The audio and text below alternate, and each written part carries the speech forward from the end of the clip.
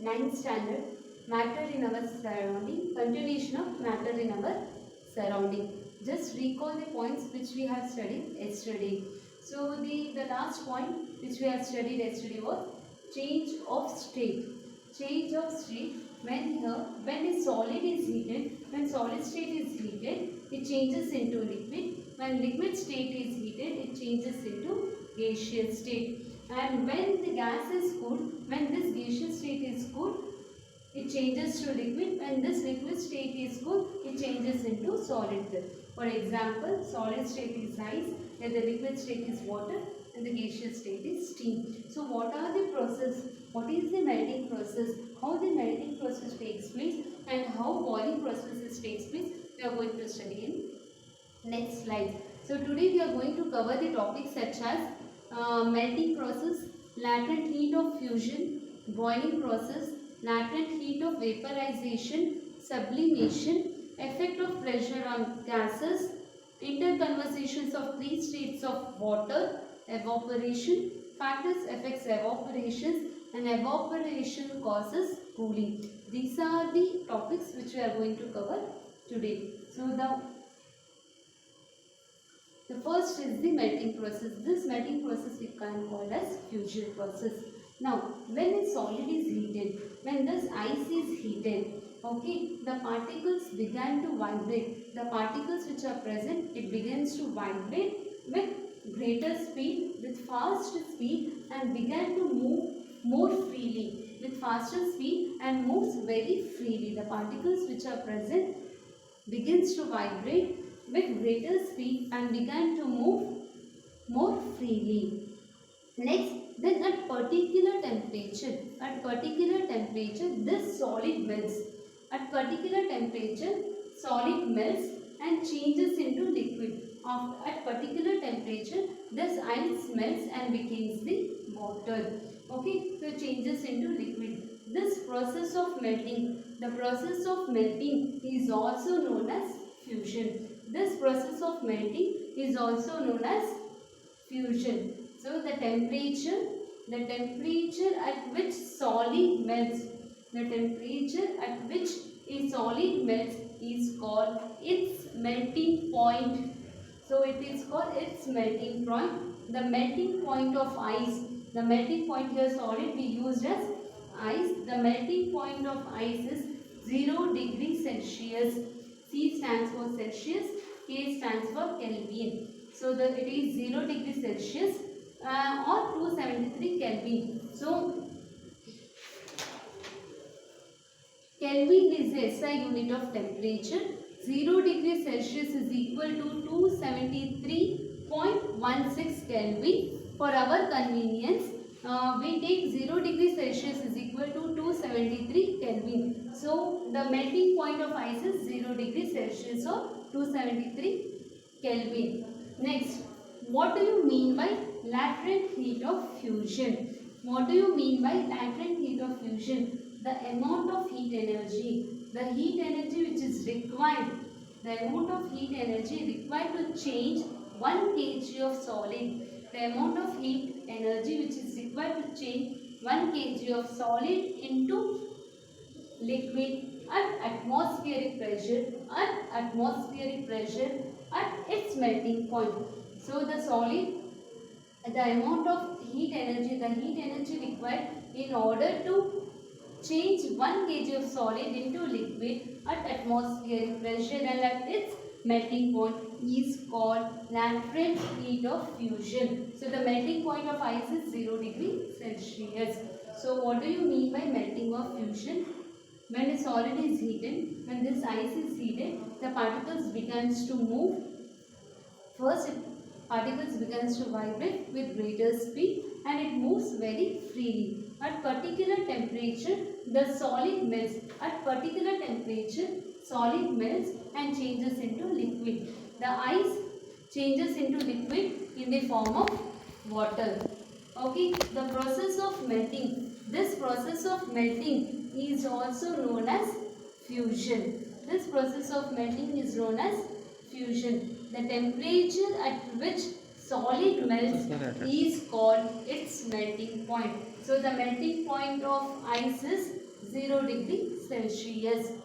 Latent heat of fusion, amount of heat energy required to change 1 kg of solid to liquid state at atmospheric pressure at its melting point is called latent heat of fusion.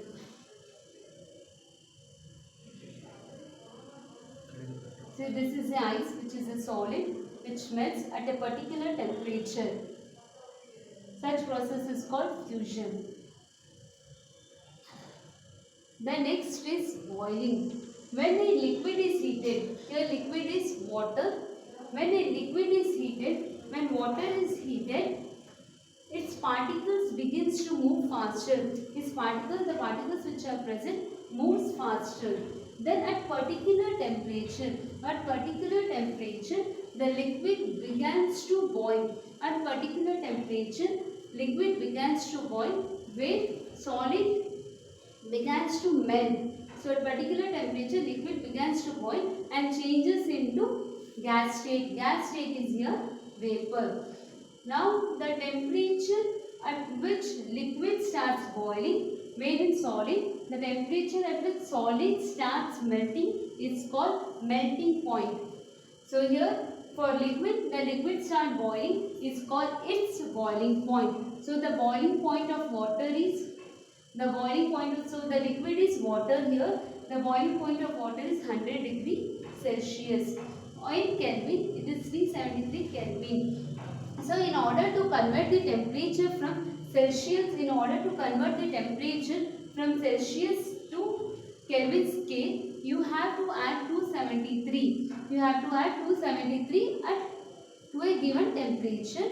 And if you want to convert the Kelvin scale to Celsius scale, so you have to subtract 273 of a given temperature. Boiling is a bulk phenomenon. Bulk means it involves each and everything, every particles. Boiling is a bulk phenomenon.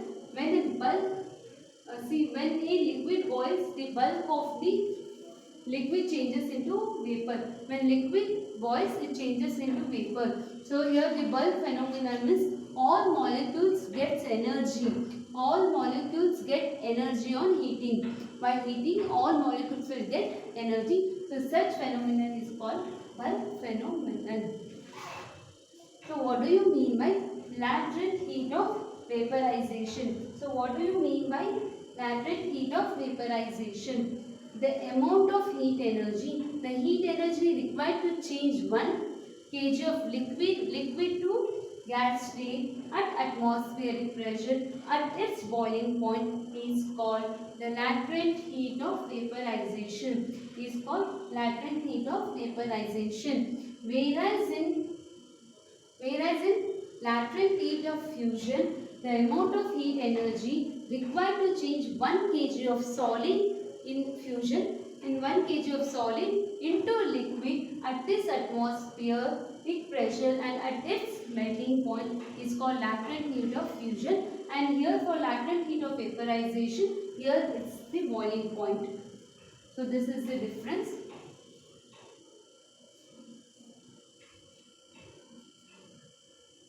At particular temperature, the liquid heated changes to gas state. So effects of temperature on molecular motion. So at solid state, at a cold temperature, the solid state will be closely packed, and at the hot state, they are a bit separated. And here liquid state at cold temperature and at liquid state at hot temperature. So these are the effects of temperature on molecular motion.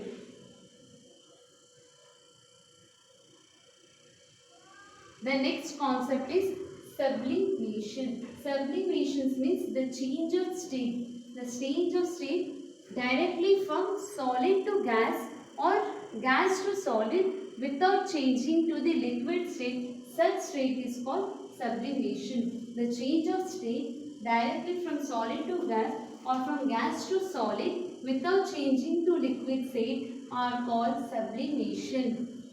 For example, if ammonium chloride is heated, here this is a burner. This is a burner. If ammonium chloride is heated, this solid changes to gas state. Gas state is here vapor. It changes to, see, the ammonium chloride to vapor. Changes to gas state. If this chloride is cooled, it changes to solid state. If the vapors are cooled, it changes into solid states. Vice versa, without changing to the liquid state. So it says that the change of state directly from the solid to gas or from gas to solid is called sublimation. So if solid camphor or ammonium chloride is heated, it changes to vapor. If the vapors are cooled, if these vapors are cooled, it changes into solid. So this process is called sublimation process.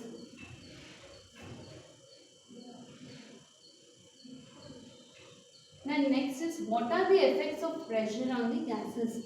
What are the effects of pressures on the gases? Means when pressure is applied to the gases, the particles come closer and the gas changes into liquid.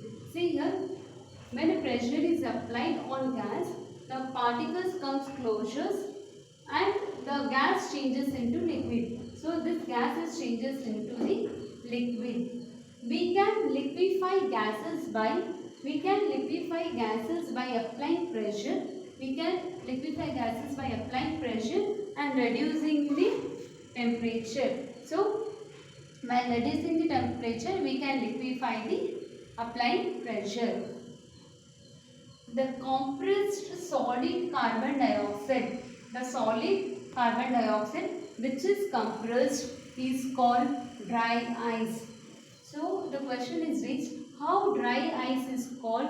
Compressed solid carbon dioxide. So how the dry ice is called compressed solid carbon dioxide means if the pressure is reduced, it changes directly to gas state without going into liquid state. So if the pressure is reduced, it changes directly to gas state without moving or coming into the liquid state. So we can say that the compressed solid carbon dioxide is called dry ice.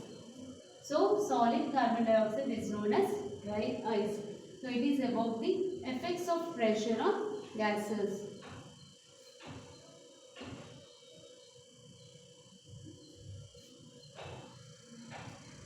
The next concept is interconversation of the three states of matter. The states of matter are interconvertible. Interconvertible means conversations of two states of each other. The states of matter can be changed by changing the temperature. The state of matter can be changed by changing the temperature or pressure. See here, these states of matter: solid, liquid and gas. These are the three states of matter. So the interconversations means conversations of two states of each other. Here from solid to gases, sublimation processes takes place. See, from solid to gases, sublimation process takes place. So from solid to gas and gas to solid. So this is sublimation process, the process where the change of states from solid state to gas state or from gas states to solid state. Such process we call as sublimation process. And here the next is the fusion. The fusion, the state at which solid melts, such process, the state at which solid melts and becomes liquid, such processes are called fusion. And next will be the solidification. The solidifications means the change of states from liquid state to solid state. The change of states from liquid to solid state. Such process is called solidification. And here vaporization means the change of states from liquid state to gas state. Such process we call as vaporization. And the last one is condensation. The last state is the condensation. Process of, here the last state is condensation. Process of changing gas to liquid state is called condensation, and the vaporization means conversion of substance from liquid into gases. Vaporization means conversions of states from liquid state to gas state. Conversions of substance from liquid or solid state to gas state. Such process are called vaporization. Condensation means, see the aroma where it goes. So the condensation means the process of changing a gas state to liquid state. Such process is called condensation. So this is about the interconversations of three states of matter. Sublimation processing, the change of process from, see here, the change of process from solid state to liquid state. Such process is called sublimation. And the change of states from solid to gaseous state without going to the liquid state, such process is called sublimation. Fusion means the solid at which it melts to liquid state. Such process is called fusion. Solidification, the change of liquid state to solid states are called solidification. And the condensation, change of gas state. The condensation means process of changing gas state to the liquid state. Such process is called condensation. Vaporization means conversions of substance from, see here, conversions of substance from liquid state to gas state. Such process are called vaporization. These are three states and the interconvertible states. So there is interconversations between these three states.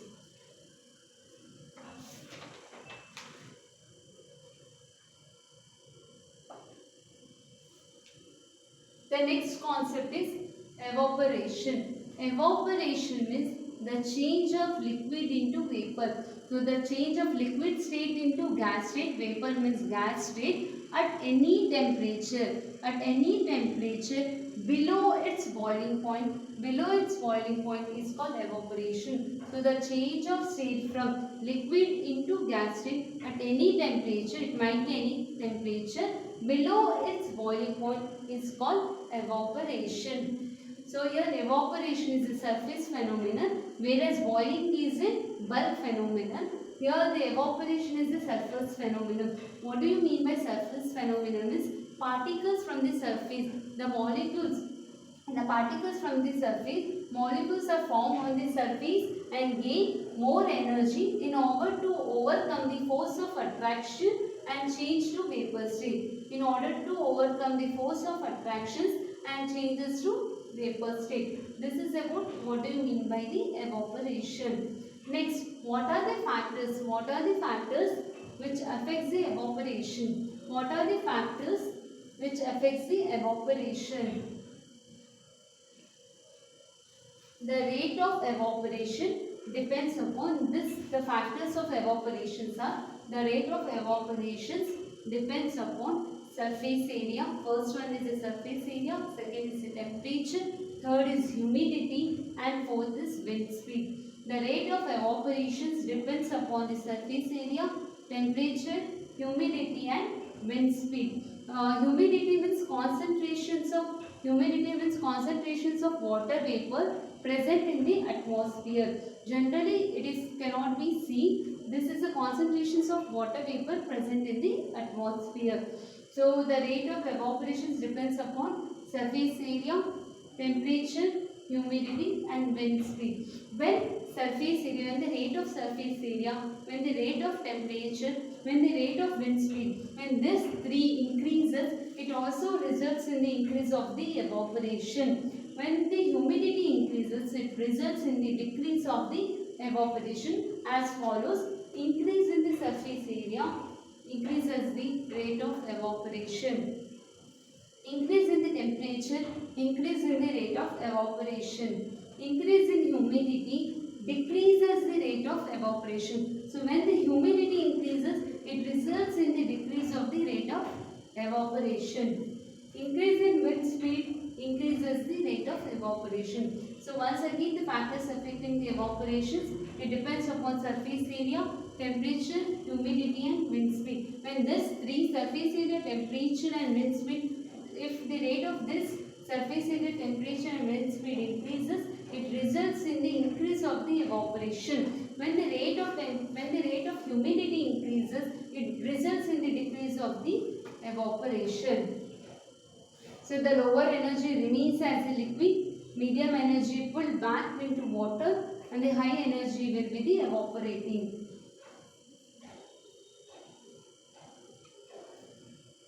So this is the evaporation, just a view of an evaporation. High energy evaporating, at medium energy pulled back into water, and the lower energy remains as liquid. The last concept of this unit is evaporation causes cooling. How the evaporation causes the cooling? See here, when a liquid evaporates, when water evaporates, the particles of the water absorbs heat from the surrounding. The particles of liquid, here liquid is water, absorbs heat from the surrounding and evaporates. So the surrounding became cool. For example, people sprinkle water on the roof or open ground. See here, for example, people sprinkle water, pour some water on terrace or on roof or open ground, because during evaporation, water absorbs heat and makes the hot surface cool. So during evaporation, water absorbs heat and makes the hot surface cool. And one more example, you can understand from this example. During summer, we sweat more. During summer, we sweat more because during the evaporation, during evaporation process, the sweat absorbs water from our body. Sweat absorbs heat from our body and making the body cool. See here, during summer, we sweat more because during evaporation, sweat absorbs heat from our body and making the body cool. Similarly, wearing cotton cloths in summer keeps us cool. Wearing cotton cloths in a summer feels us very cool, keeps us cool, because cotton absorbs sweat. Cotton absorbs sweat, and when this sweat evaporates, it absorbs heat from our body and making the body cool. So it absorbs heat from our body and making the body cool. So this is the process how the evaporation causes the cooling. Now how evaporation causes cooling works. How it works is shown in a figure. See, it's a warm lake. This is the water about 80 to 25 degree cooler area. So how this is a water tank. See, this is a cooler how we are using. So the warm area water 80 to 25 degree cooler area. Desert cooler, how the cooler works. So this is the process, and this completes your chapter, matter in our surrounding. Thank you.